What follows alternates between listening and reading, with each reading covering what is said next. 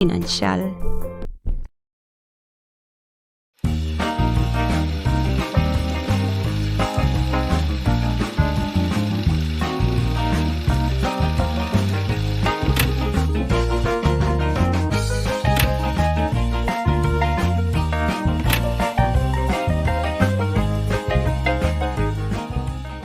Maraming bansa ang nag-aalok ng mga Golden Visa o citizenship sa mga individual na may sapat na puhunan at posible na ang mga taong sangkot sa mga kaso ng katiwalian tulad ng corruption o flood control scam ay kumuha rin ito. Kung hindi masusi ang pagsusuri sa kanilang background, maaaring magsilbi itong paraan upang makatakas sa pananagutan sa batas. Ito ang dahilan kung bakit nakamasid ngayon ang FATF at OECD upang pigilan ang paggamit ng mga Golden Visa bilang kanlungan ng mga tiwaling opisyal. Samantala, ang Golden Passport o Citizenship by Investment ay direktang nagbibigay ng citizenship. Sa programang ito, madalas ay hindi na kinakailangan ang pisikal na paniniraan sa bansa. Sa madaling salita, ang Golden Passport ay isang paraan upang magkaroon ng bagong pagkakalinlang o identity gamit ang pera.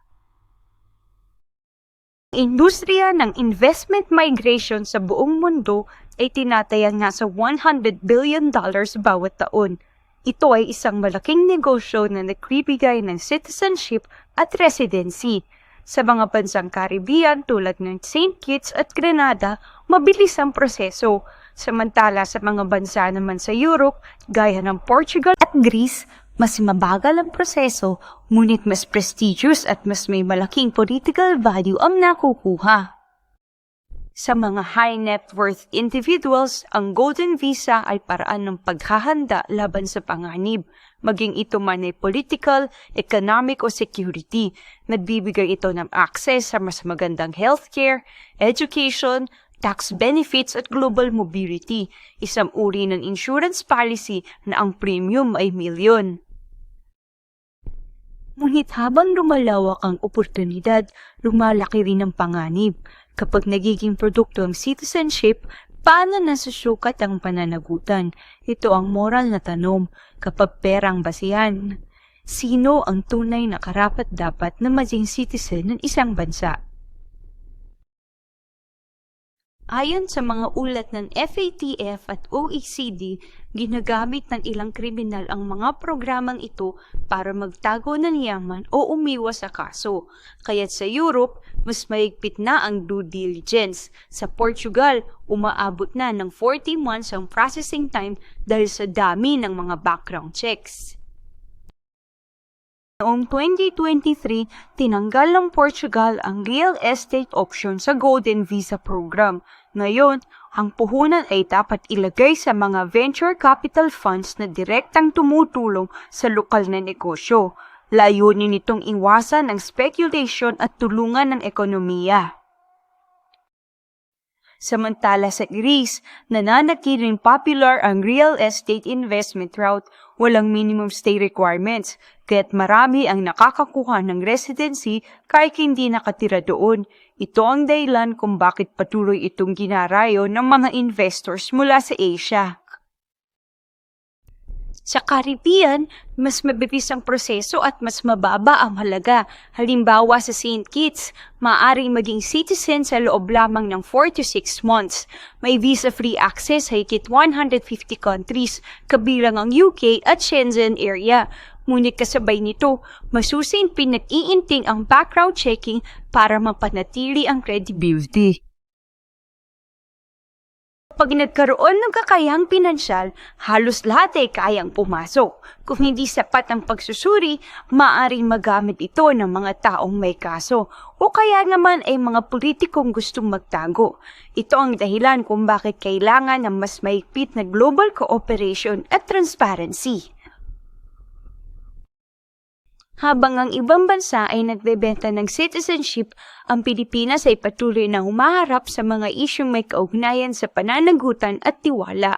Ang mga programa tulad ng Golden Visa ay legal, Pero ang motibo sa likod ng application ang dapat bantayan, lalo na kung ito'y ginagamit para takasan ang mga kasong dapat harapin. Ang usapin ng Golden Visa ay nagpapakita ng malaking agwat sa pagitan ng mga mayayaman at ordinaryong tao. Nagiging tanong ito ng hustisya at pagkakapantay-pantay dahil may mga taong kayang bumili ng citizenship samantalang milyong-milyong Pilipino ang nahihirapan para lang makakuha ng tourist visa. Habang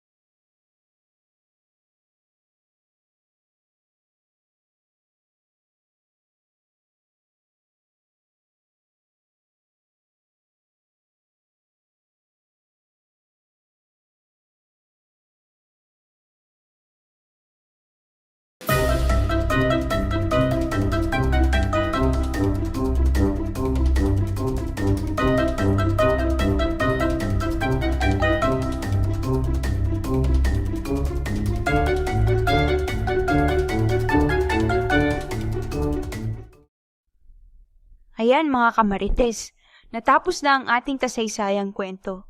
Sa channel na ito, pag-uusapan natin hindi lang ang mga sikat na bayani, kundi pati ang mga misteryo ng krimen, kababalaghan, pamahiin, at syempre ang mga tinatawag nating kwentong barbero. Kung may gusto kayong ipaimbestigang kwento, comment lang. Huwag kalimutang mag-like, share at subscribe. Ako si Marites Historian at ito ang kwentong barbero, chismis o totoo.